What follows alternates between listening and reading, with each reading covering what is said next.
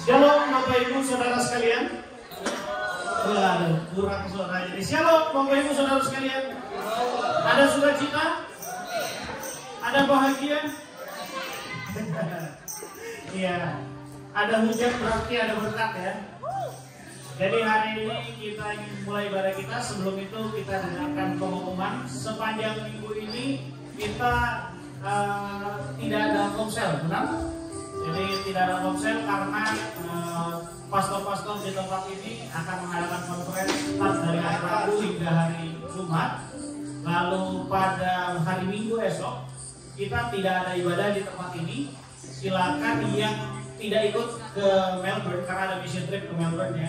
Jadi kalau yang nggak ikut ke Melbourne nanti boleh menghubungi Pastor Glenn atau Pastor Yuli untuk minggu depan ibadahnya bareng-bareng di ya, atau mau mengikuti secara live di Facebook dan Aini Nuraini.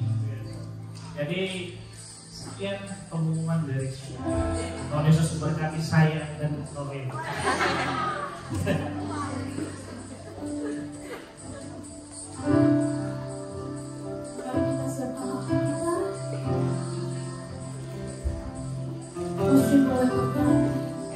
Tapi kita percaya aku kasih Tuhan pada kita. Dia yang selalu menolong. Amin Tuhan. Terima kasih.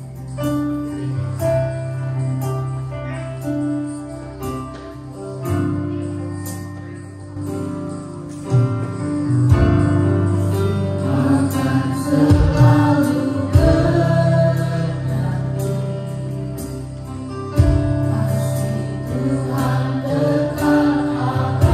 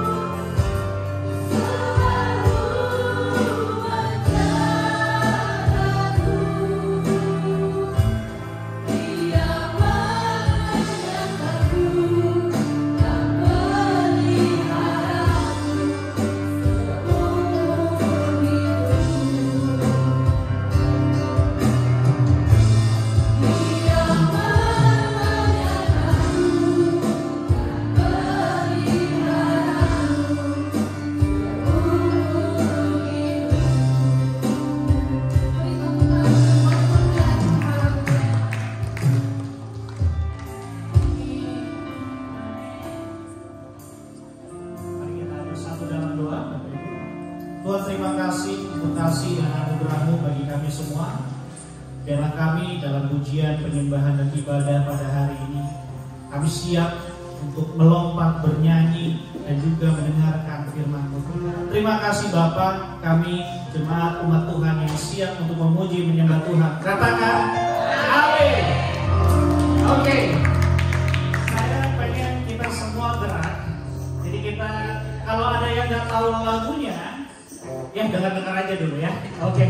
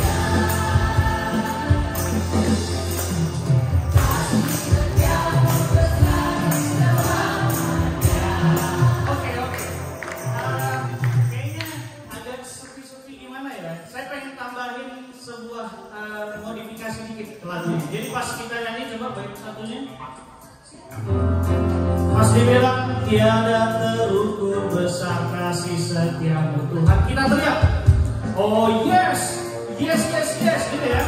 Kita coba ya, oke. Tiada terukur besar kasih setiamu Tuhan, oh yes, yes, yes, yes. Panjang dan lebarnya melebihi lautan, jauh tinggi.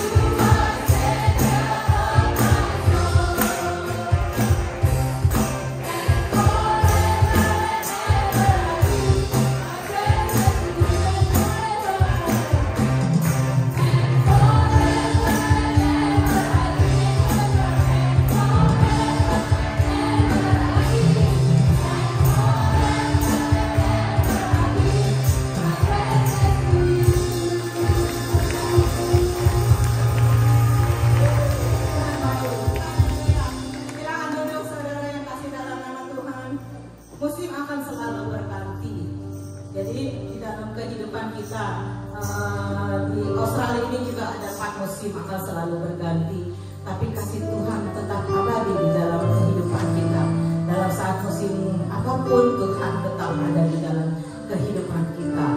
Biarlah kita akan nyanyikan pujian ini, sehingga pujian ini juga menjadi berkat dalam kehidupan kita.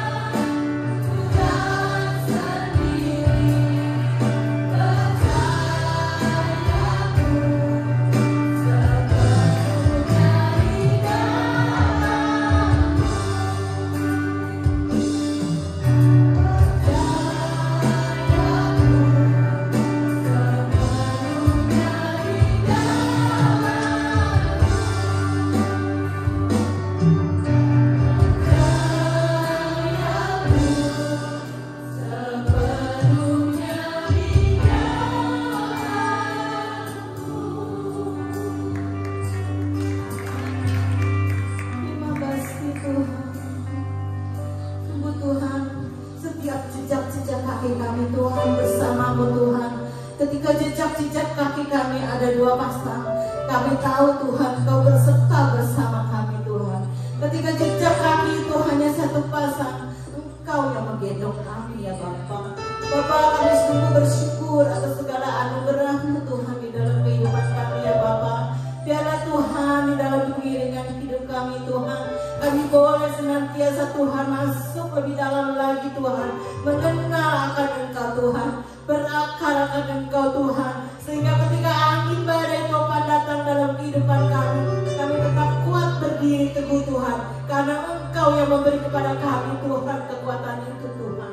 Bapa di surga, kami memberkati gereja kami, jemaat kami saat ini, baik Cire, baik Host, baik Hok, Narwastu, Penuai, Wolonggong juga Tuhan. Kiranya Engkau memberkati setiap pastor-pastor yang melayani. Engkau berkatakan hikmat akan beriman hikmat yang daripada-Mu Tuhan, sehingga Engkau berikan visi dan misi kepada mereka Tuhan. Apa yang Engkau ingin sampaikan kepada hamba-hamba-Mu Tuhan boleh terrealisasi menjadi kenyataan di dalam kehidupan mereka ya Bapa. Bapa di surga, kami memberkati juga Tuhan akan pelayanan kami ke member nanti Tuhan. Kiranya Engkau memberi kepada kami kesehatan, kesehatan ke dalam tim Tuhan yang melayani juga Tuhan. Ada mereka mujizat pengurapan daripada-Mu terjadi Tuhan, bukan karena kuat dan karena kami, tapi karena Engkau sendiri yang memberi kepada kami kemampuan itu ya Bapa.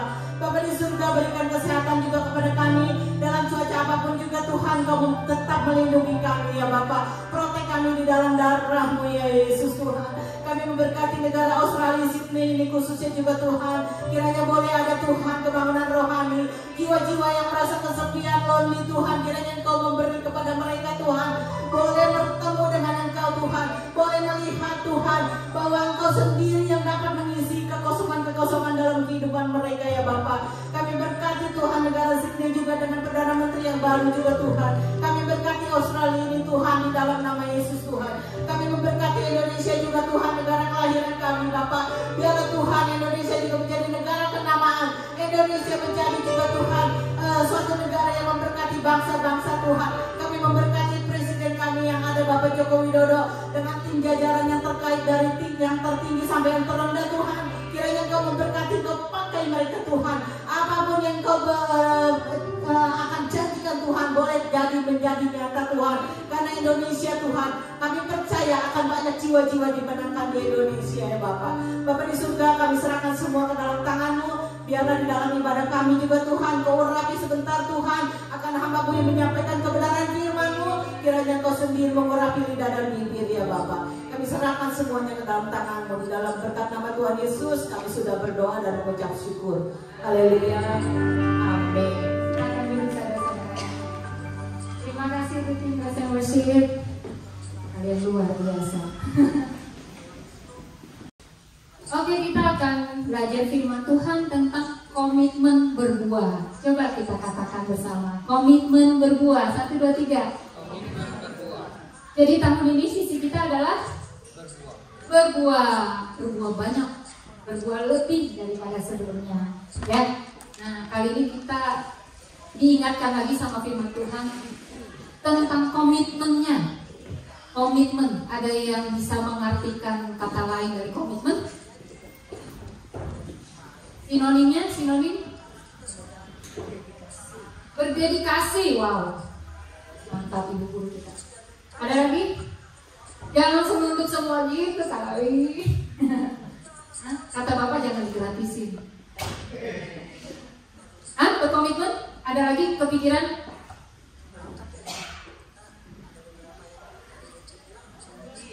Mikir banget. Dia mikir banget. Ya, atau berketetapan hati ya. Mengambil keputusan, berketetapan hati untuk sebuah hal gitu, suatu keputusan. Nah, kali ini kita mau berkomitmen untuk berbuah banyak tahun ini, berbuah lebih daripada tahun-tahun sebelumnya. Jangan sampai kejayaan kita cuma ada di masa lalu. Amin. Kejayaan kita berbuah banyak, berkarakter Kristus itu hebat di masa lalu doang. Tapi kita mau sekarang juga dan masa depan lagi. Ya kan? Nah, apa sih yang berbuah itu maksudnya? Berbuah itu kalau kepada yang baru kayak mamanya Vero kan baru ya ke gereja belum tahu bilang berbuah itu apa maksudnya. Ini berbuah itu kita punya karakter Kristus seperti kasih, sukacita, damai sejahtera, kesabaran, kebaikan, kesetiaan, kelemah lembutan, penguasaan diri. Jadi kalau kita punya satu itu, kita punya tuh yang lain, 8 yang lain. Dalam satu buah ini ada 9 rasa katanya. Kalau kita punya kasih, harusnya kita punya sabar. Kalau kita punya kasih, harusnya kita bisa bersukacita di setiap waktu. Kalau kita menambahkan kasih Kristus dalam hidup kita makin mengasihi Tuhan, kita akan makin ingin berbuat baik.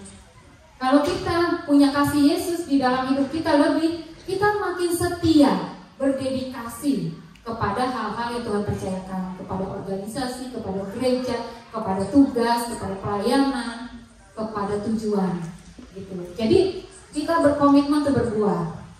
Nah, next selanjutnya kita akan baca, ya ini visi 2022. Kita akan baca dari Matius 13. Intan jemaat bacakan ya. Bisa kebaca ya. 1, 2, 3. Pada hari itu keluarlah Yesus dari rumah itu dan duduk di pinggir danau. Maka datanglah orang banyak berbondong-bondong lalu membunuh dia. Sehingga ke perahu duduk di situ, sedangkan orang banyak semuanya berada di rumah. Dan ia mengingatkan adalah ada perumpamaan adalah seorang penabur. Pada waktu yang menabur, sebagian benih jatuh di pinggir jalan. Lalu datang bertemu dengan tempat masyarakat. Sebagian jatuh di tanah yang berbatu-batu yang tidak ada tanahnya, lalu ditumbuh setegak tubuh karena tanahnya tipis.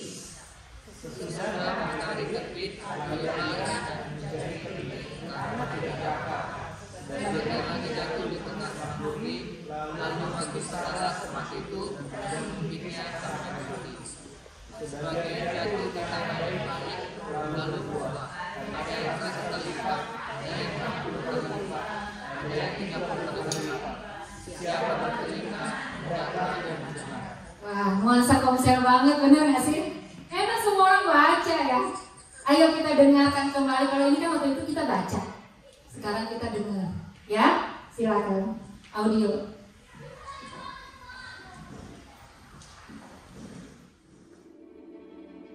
Pada hari itu, keluarlah Yesus dari rumah itu dan duduk di tepi danau.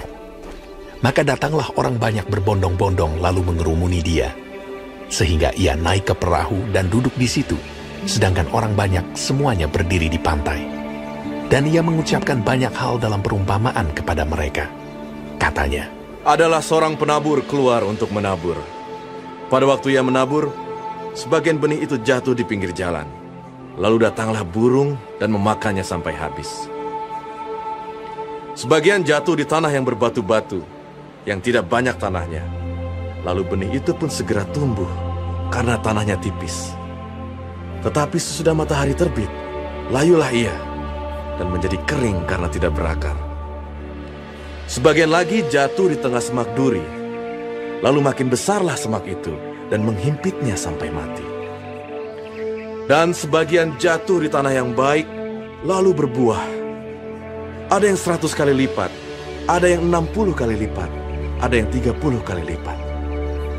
Siapa bertelinga, hendaklah ia mendengar. Oke, jadi kenapa saya kasih lagi ini? Karena kita sedang melatih diri kita kuat dengar firman Tuhan. Benar nggak? Satu pasal atau satu ayat kita belajar mengulang.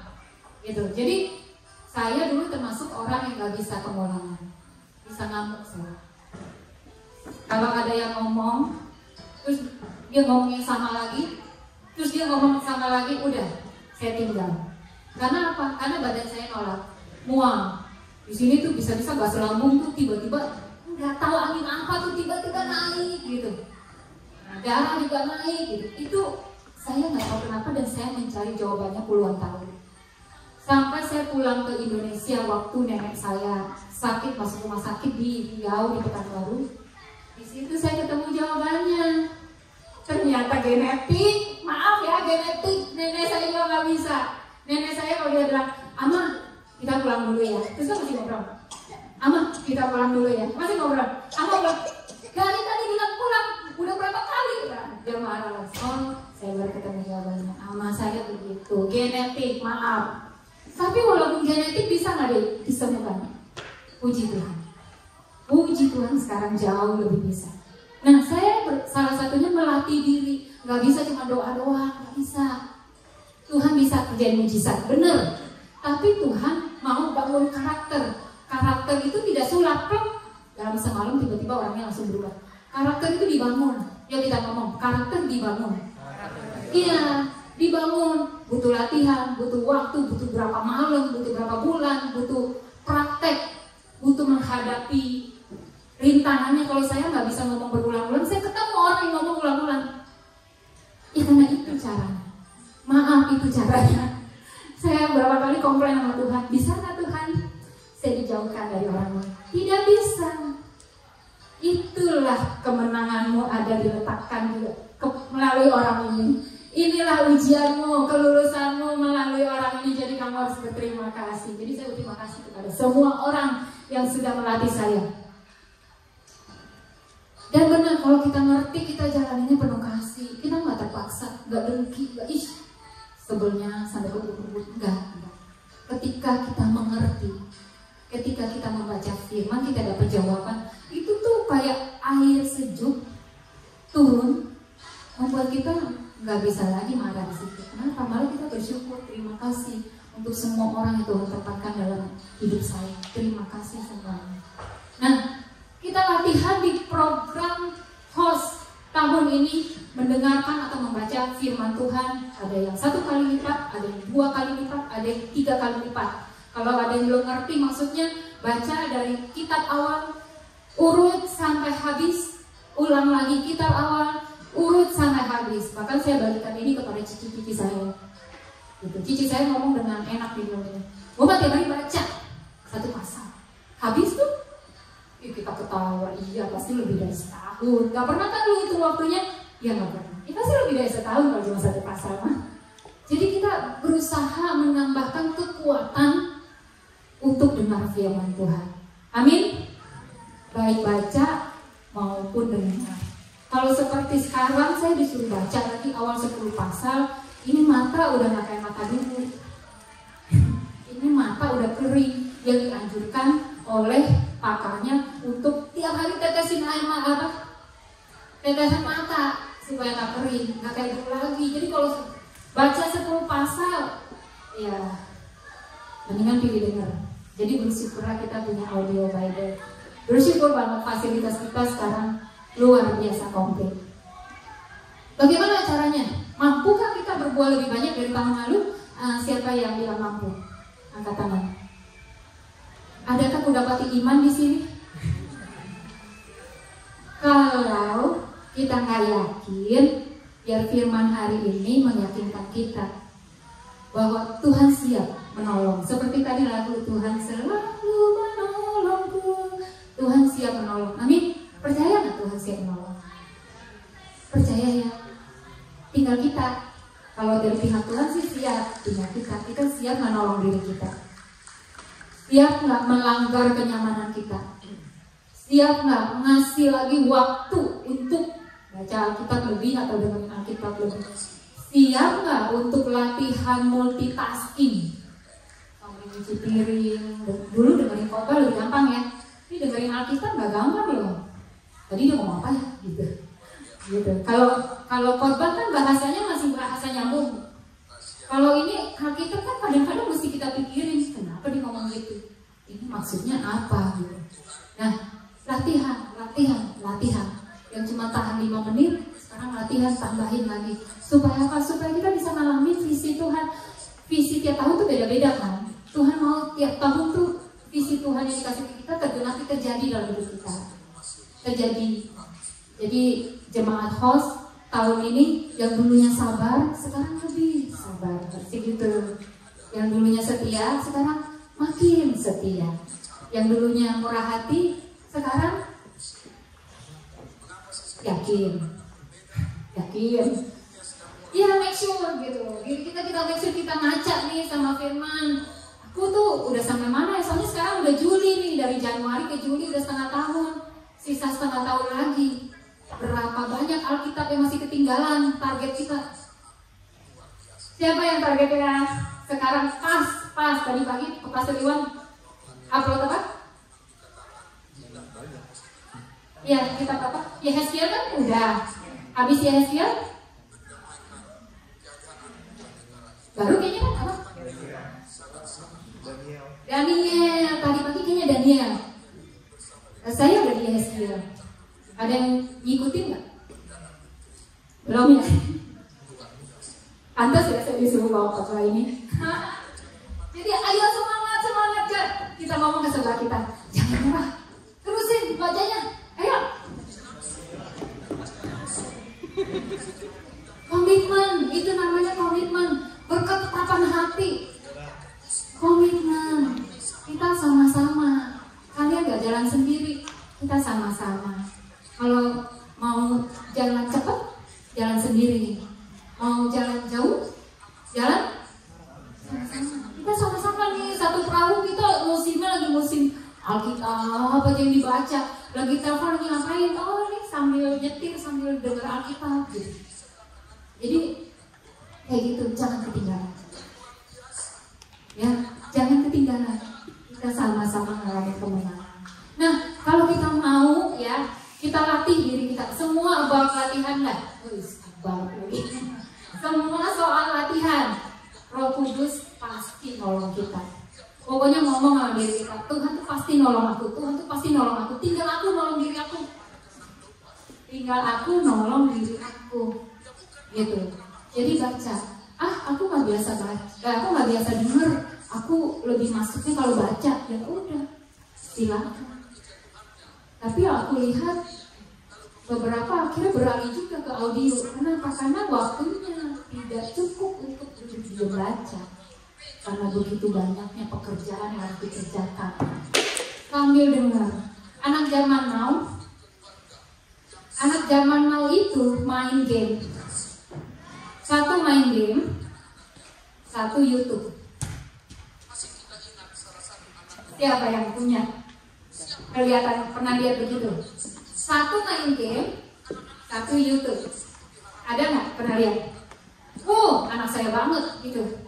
Saya pergi ke rumah Cilusi. Anaknya juga begitu.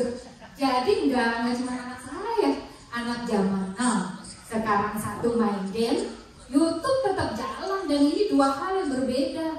Multitasking.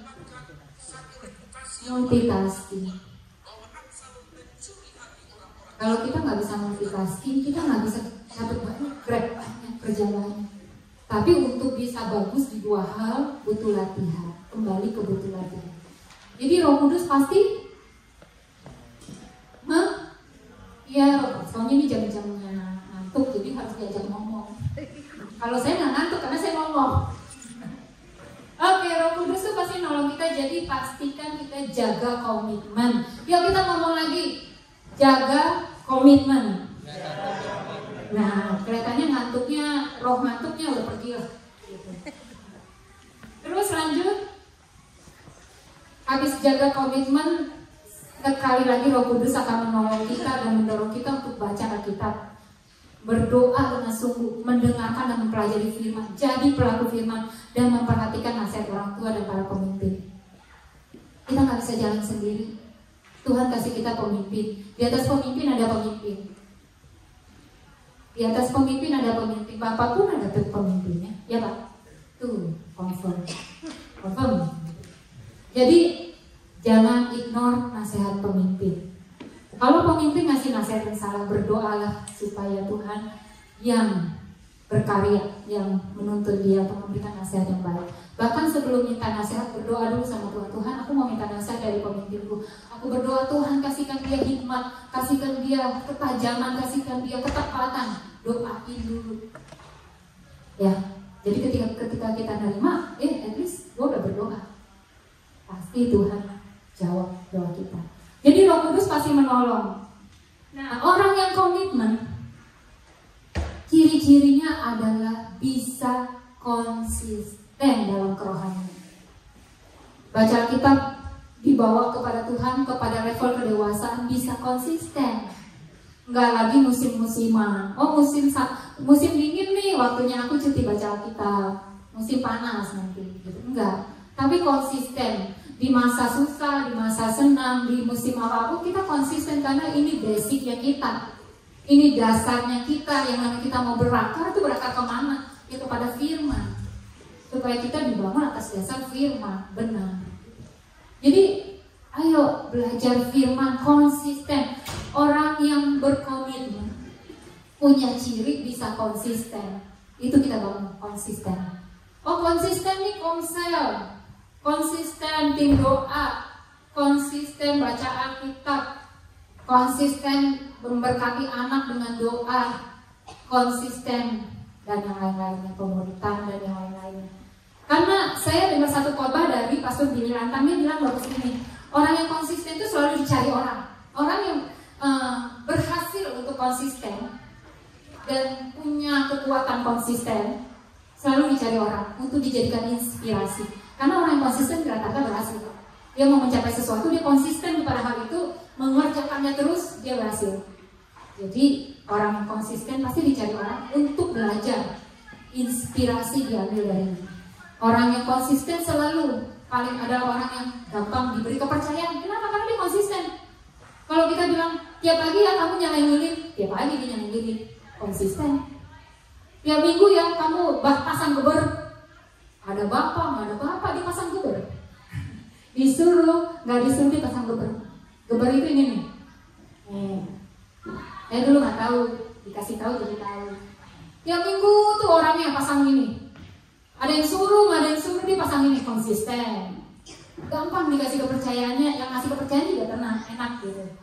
Nah, orang yang punya kekuatan konsisten pasti diikutin orang. Karena orang lihat hasil, lihat dia sudah ada hasil, lihat dia mencapai apa yang dia tuju, walaupun tidak sempurna. Gitu. Jadi supaya bisa konsisten, belajar, pegang komitmen dan menjaga cinta mula-mula. Cinta mula-mula maksudnya gini nih.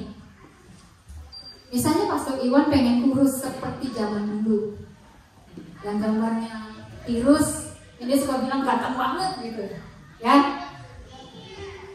Menggebu-gebu dia pengen kurus gitu, dia diet, olahraga, nggak disuruh diet, olahraga. Abang, ini nggak habis mau nggak? Oh, sorry.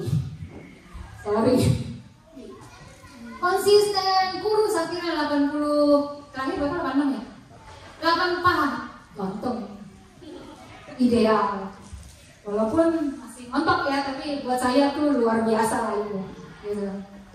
Tapi cinta mulanya hilang, keinginan dia menggebu-gebu untuk ganteng dan kurus itu luntur, ulang lagi, gitu. Jadi untuk kita mau konsisten, kita jaga komitmen dan cinta mula-mula, gitu. Sama kita mau komitmen sama Tuhan, nih konsisten nih berbuah banyak. Tujuan kita berbuah banyak itu tuh yang awal-awal tahun gitu, kasih tahu terus kenapa kita perlu berbuah banyak, ini cinta mula-mulanya itu dijagain gitu. Jadi itu sangat menolong kita untuk komitmen dan konsisten. Nah, sekali lagi berbuah itu proses. Coba kita bilang berbuah itu proses. Tadi banyak sih yang saya suruh ngomong ulang ya. Saya sih berharap ada yang dicantol di sini, ingat. Karena ngomong ulang gitu. Berbuah itu proses, apapun proses yang sedang terjadi, tetapkan komitmen untuk berbuah. Nah, dalam hidup sehari-hari kita nggak ketemu hal-hal yang idealis terus, benar nggak sih? Yang kerja di jalan, berapa banyak ketemu orang yang menyebalkan? Berapa banyak ketemu penyupir, supir-supir lain yang sangat membuat emosi? Berapa banyak supir Uber yang ketemu langganan yang egois, mau berhentinya di halte, tunggunya di no stopping, ya kan? Pokoknya maunya diantarin sampai depan pintu. Udah gitu berhenti di tempat lampu merah, bukannya cepet-cepet, malah pelan-pelan. Saya nggak nyupir Uber, tapi saya tahu ya hasil cerita. Tapi ini informasi yang baik gitu, karena jadi saya tahu perjuangannya seperti apa, strugglingnya seperti apa, bisa membantu mendoakan. Gitu. Jadi dalam hidup kita nggak ketemu hal-hal ideal, tapi sekalipun itu nggak ideal, kita ingat, wah aku nih komitmen berbuah, Aku nih komitmen tuh sabar. Aku nih komitmen tuh tetap setia. Aku nih komitmen untuk tetap damai. Jadi itu terus yang kita ingat, komitmen gitu. Pokoknya nggak usah orang lain yang disiplinin kita, diri kita yang disiplinin diri kita. Nggak usah orang lain yang harus ingetin kita, tapi diri kita yang ingetin kita. Karena inilah ciri-ciri kita dibawa kepada dewasa. Gitu. Nah, lalu kita baca lagi Matius 13 ayat 19 ini, Tuhan Yesus lagi menceritakan artinya. Tolong dibaca lagi ya biar nggak ngantuk ya. Nah, bisa nggak? Matius 13 ayat 19 dulu deh. Yang slide satu lagi. Slide yang ada gambar. Maju. Lagi. Maju. Maju banyak ini. Nomor 13 slide. 13 ayat 19.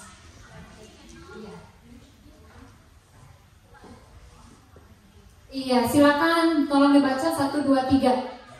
Itu adalah pemerintahan itu.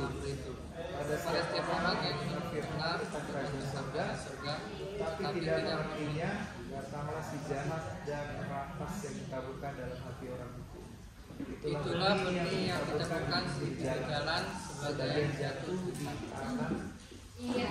Jadi di sini dibilang slide selanjutnya itu waktu kita terima benih itu firman Tuhan. Waktu kita terima benih firman Tuhan, kita nggak ngerti. Kadang-kadang kita nggak langsung ngerti, benar nggak? Kita terimain dulu aja, kita simpen, karena kita belum ngerti total nih. Kita proses, butuh waktu. Tapi ada satu lagi di sini. Datanglah si jahat dan merampas yang ditaburkan dalam hati orang itu. Artinya apa? Artinya ini ada musuh, benar nggak sih? Ada pihak lain yang mau merampas benih firman yang kita barusan terima, yang kita belum ngerti tuh, atau kita udah mulai ngerti, tapi kita baru terima. Ada musuh mau ngambil benih itu, merampas dari hidup kita. Nah, konsel kemarin Rabu saya ikut nih, seru banget. Bapak jelasin, dalam hidup kita ada yang namanya peperangan rohani. Setuju? Setuju ya? Kita ini, sejak kita terima Yesus sebagai Tuhan dan Juru Selamat, Tuhan Yesus memproses hidup kita dari tidak sempurna menuju ke sempurna, dari tidak baik menuju ke lebih baik dan makin baik. Makanya hidup itu proses, dan di dalam proses hidup ini kita punya musuh, yaitu iblis yang berusaha mencuri benih firman dari hidup kita. Slide selanjutnya, sadari. Aplikasinya adalah dari ayat ini, sadari bahwa ada musuh yang selalu ingin merampas firman dari kita. Baca Alkitab, YouTube aja, dengerin aja khotbah ini, khotbah itu jauh lebih seru daripada baca Alkitab. Sama aja khotbah juga isinya Alkitab. Itu baik ya, denger khotbah. Tapi jangan lupa denger Alkitabnya, firmannya, original itu jangan lupa. Gitu. Renungin firman. Game aja, tahu 2 jam lewat nggak berasa, gitu. Itu peperangan melawan siapa? Setan. Ada lagi melawan apa?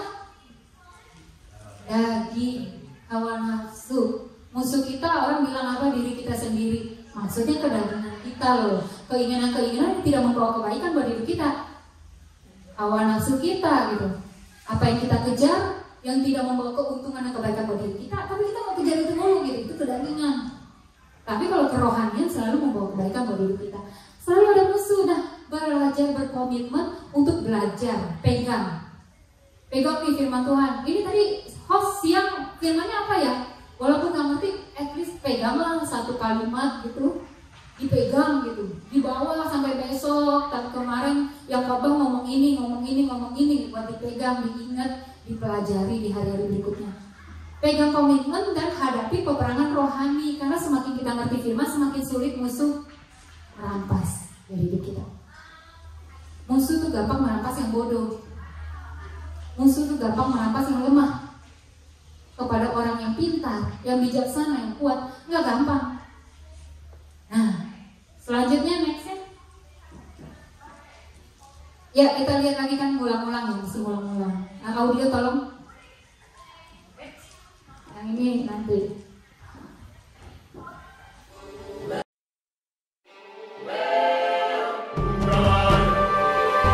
One day, a farmer went out to sow some seeds.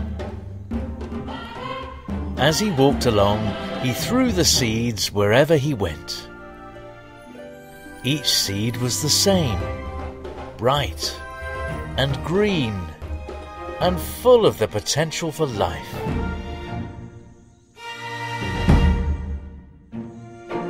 Some of the seeds fell on stony ground. There was nowhere for their roots to grow.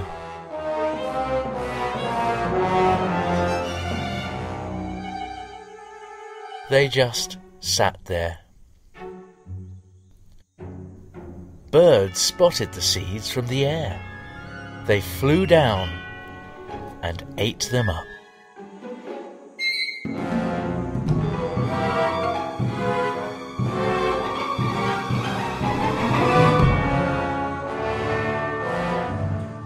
Benihnya yang udah ketabur di pinggir jalan karena nggak masuk ke tanah, dimakan sama burung. Ini kejadian sama petani beneran.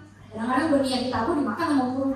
Nah di dalam perumpamaan ini kerohanian kita, kalau kita nggak belajar pegang firman, kita nggak komitmen melatih diri kita pegang firman, diambil, dirampas, lupa. Kemarin kamu dengerin khotbah apa? Wah itu. Kok kali ngomongnya panjang bener lagi? Nggak tahu apa? Gitu loh, jadi belajar melatih diri. Makin kita latihan, makin kita kuat, makin kita bisa, makin sulit dirampas. Nextnya, ada nggak gambar Bapak? Oke, sebelum yang ini deh video deh, tolong sorry. Nih ya, ini masih soal peperangan soalnya ya. Audio lagi ya. Seru nih, para pejuang-pejuang kita.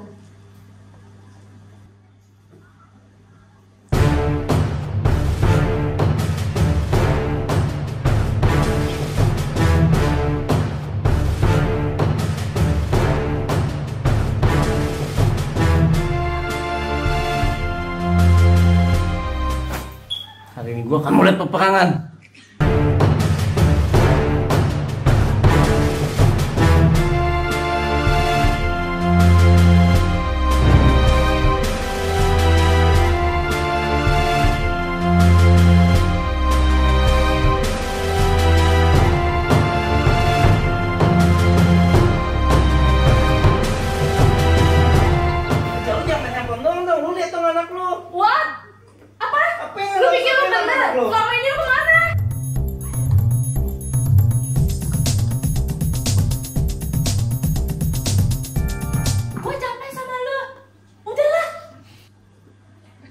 Dia kencangin dikit kan, biar dengar.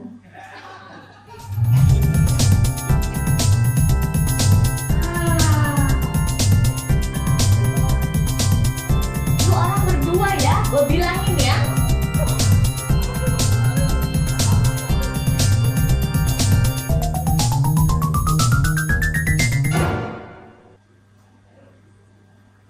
Karena perjuangan kita bukanlah melawan darah dan daging. Jadi semua yang ada darah dan daging bukan musuh kita. Apakah sekarang kamu sudah mengerti? Ya udah, duduk.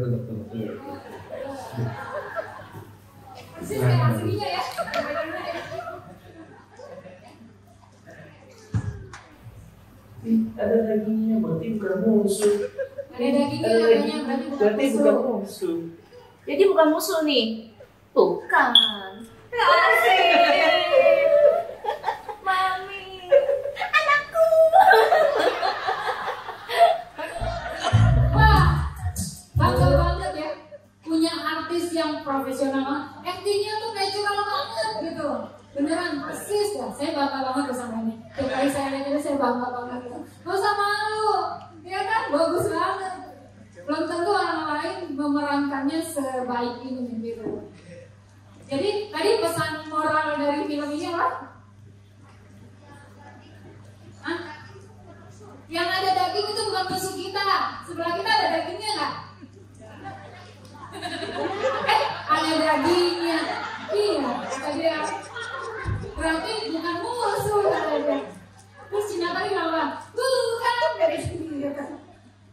Jadi di Alkitab tuh ada kasih tahu siapa musuh kita. Musuh kita itu adalah roh jahat di udara yang dia menggoda kita lewat pikiran, lewat keinginan untuk melakukan hal-hal yang menentang firman Tuhan. Misalnya kita ketemu konflik ya, konflik kan kadang-kadang nggak terhindar ya. Mau orang dekat, orang jauh, orang nggak kenal gitu, konflik kapan aja ya. Begitu konflik terjadi berat, firman pasti keluar. Roh Kudus pasti ngomong, pasti.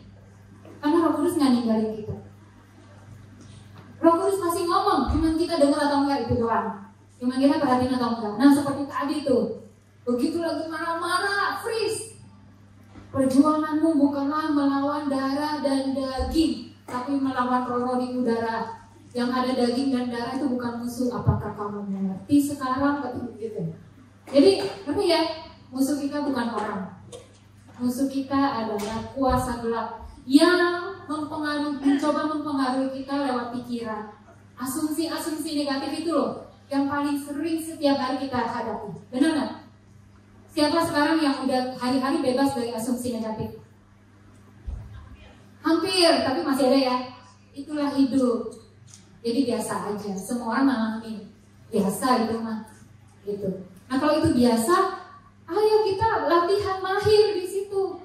Karena setiap hari kita hadapin. Harusnya makin kita hadapin makin mahir, makin bijaksana, makin pintar. Jadi komitmenlah untuk memegang firman dan sadari bahwa ada peperangan rohani. Musuh kita bukan darah dan daging, tapi penguasa di udara, keinginan-keinginan duniawi, hawa nafsu. Oke, Matius 13 ayat 20-21 kita bacakan lagi. Silakan 1, 2, 3.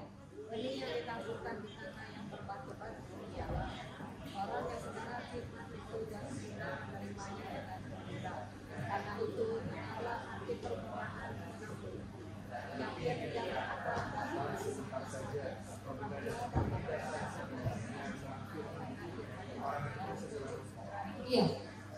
Nah, karena tidak berakar, gampang banget murtad, benar-benar gampang banget.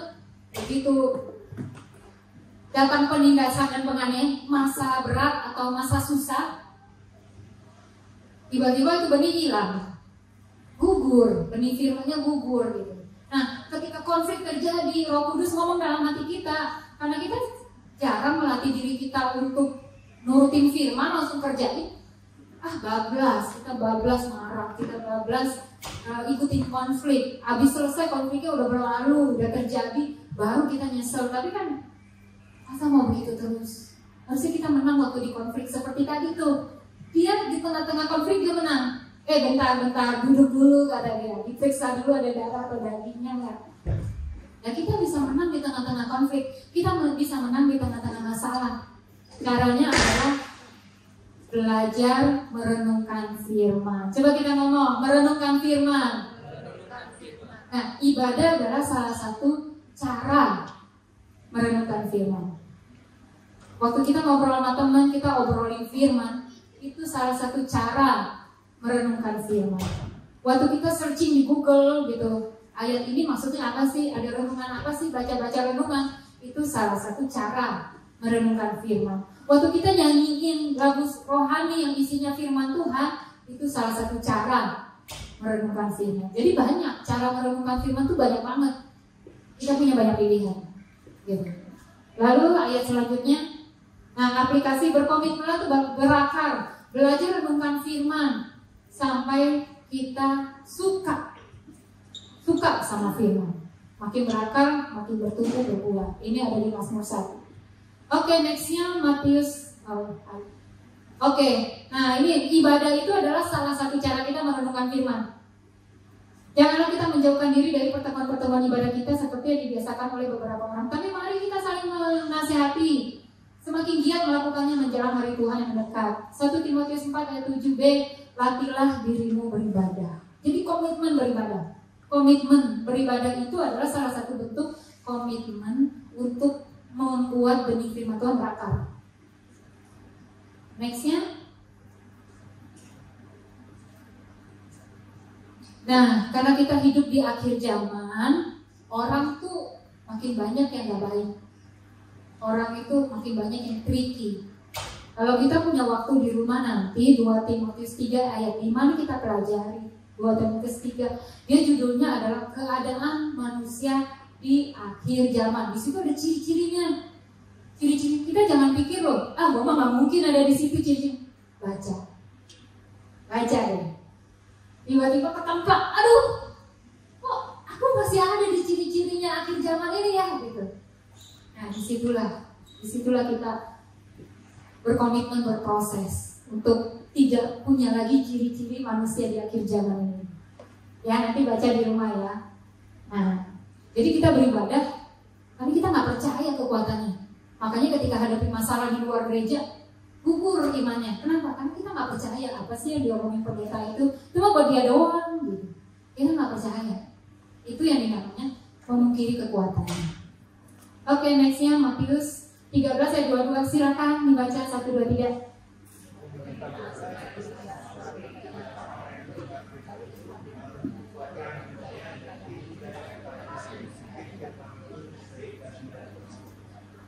Iya, aplikasinya tuh, saya ingat omongan Bapak. Tuh, semua hal yang terjadi di hidup kita adalah proses untuk menyempurnakan kita. Wih, beri tepuk tangan sama Bapak. Jadi berkomitmenlah menghadapi realita dengan tetap melakukan firman, dengan tetap melakukan apa yang udah diajari oleh firman yang kita baca, yang kita renungin, yang kita terima di khotbah. Amin. Amin. Jadi kita belajar cari quote dari antara kita ya. Oke, next ya. Nah, ini yang terakhir ya ini. Silakan yang dibaca 1, 2, 3.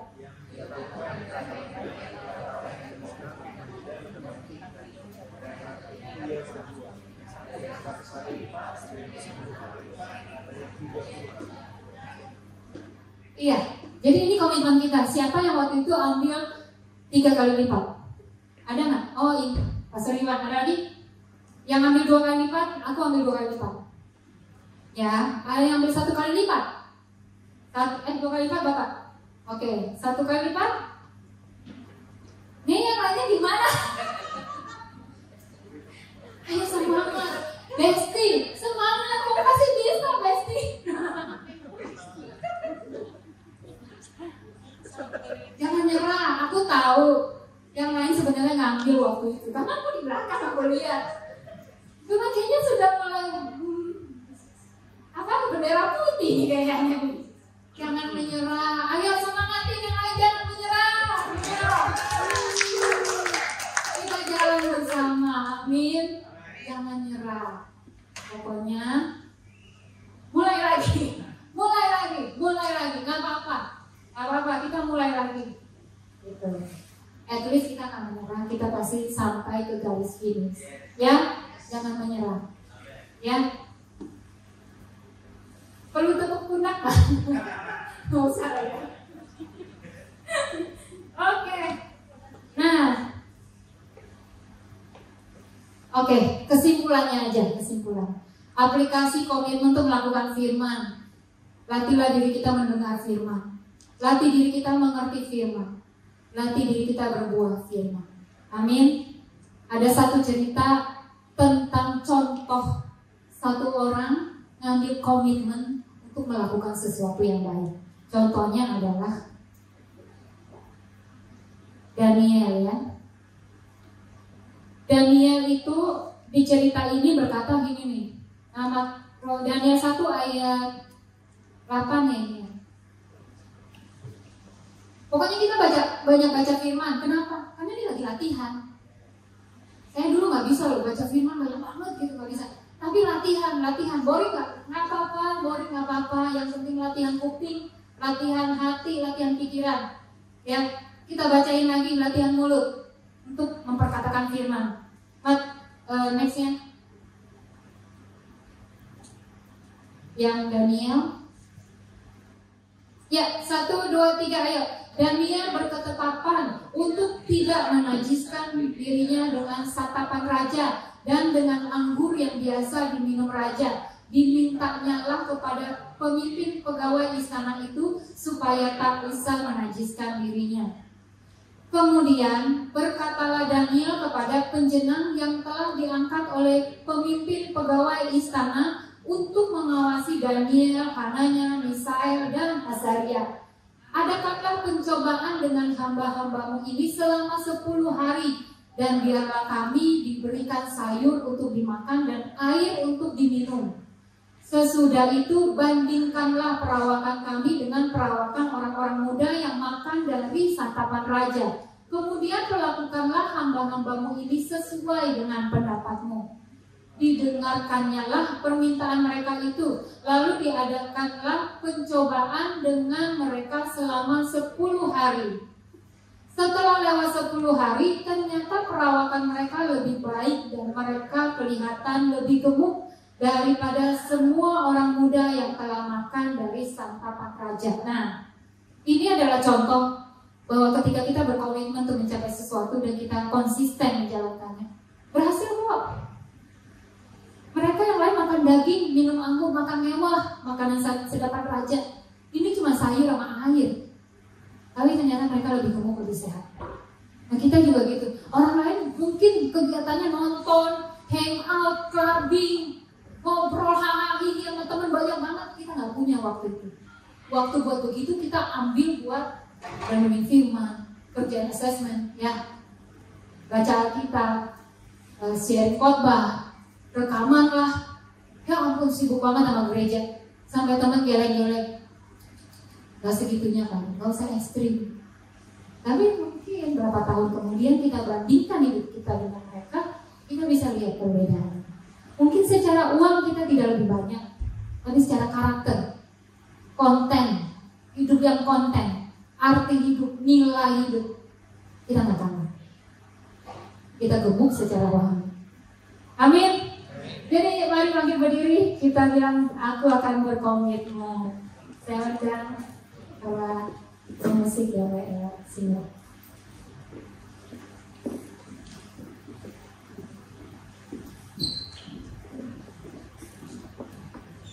Pak Suryo juga boleh.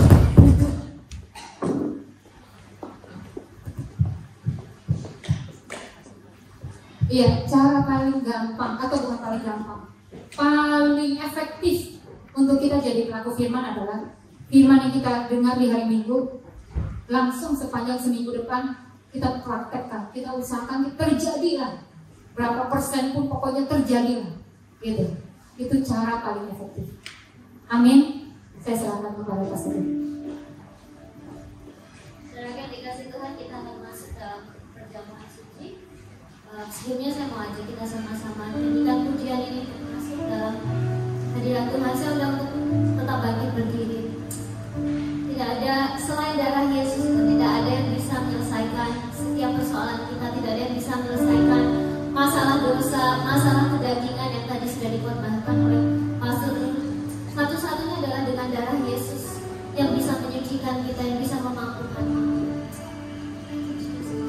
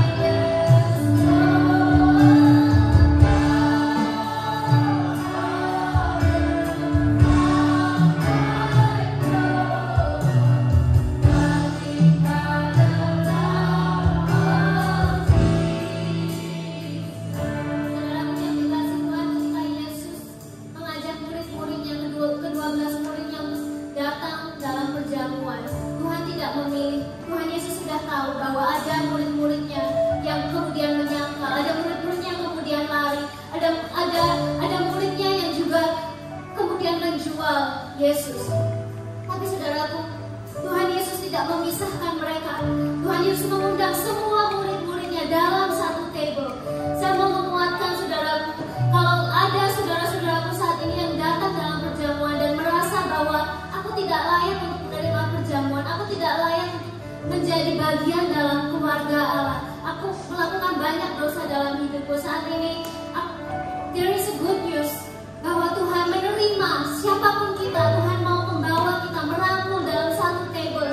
Dia tidak membeda-bedakan. Oleh karena itu kita juga tidak perlu membeda-bedakan satu dengan yang lain. Ketika Tuhan sudah mengundang kita, Tuhan sudah membawa kita masuk dalam satu perjamuan. Nikmati perjamuan itu, syukuri perjamuan itu, dan jangan sampai kita menjadikan itu menjadi sesuatu yang take it for granted, atau sesuatu yang sudah biasa kita lakukan setiap minggu atau setiap bulan. Kita ingat bahwa Yesus pengorbanannya di kayu salib mengorbankan segala sesuatu yang dia miliki, bahkan untuk orang murid yang sudah menjual dia. Saudaraku, anggur dan roti ada di tangan kita saat ini.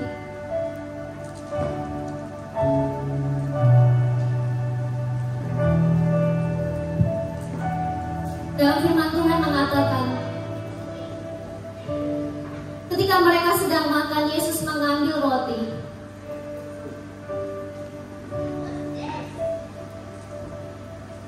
Dia mengucapkan berkat dan memecah-mecahkannya, lalu memberikannya kepada murid-muridnya dan berkata, ambillah, makanlah, inilah tubuhku. Saudara yang dikasih Tuhan, mari kita makan roti yang ada di tangan kita. Kita angkat roti yang ada di tangan kita dan kita mengingat, kita makan roti ini sebagai pengorbanan Yesus, tubuh Yesus yang sudah mati di kayu salib bagi kita.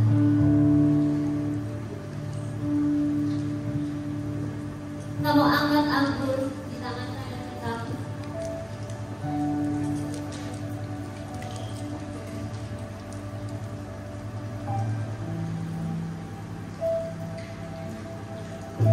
Firman Tuhan mengatakan, sesudah itu dia mengambil cawan, mengucap syukur, lalu memberikannya kepada mereka dan berkata, minumlah kamu semua dari cawan ini. Mari kita minum, mengingat darah Yesus.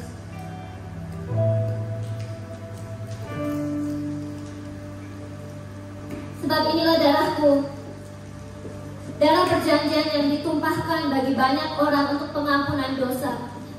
Akan tetapi aku berkata kepadamu, mulai dari sekarang aku tidak akan minum ini lagi, hasil pokok anggur ini, sampai pada hari aku meminumnya, yaitu yang baru bersama-sama dengan kamu dalam kerajaan Bapa-Ku. Mari kita sama-sama angkat pujian ini lagi, mengingat betapa besarnya kuasa Tuhan yang dinyatakan atas hidup kita, pengampunan yang sudah Tuhan kerjakan dalam hidup kita.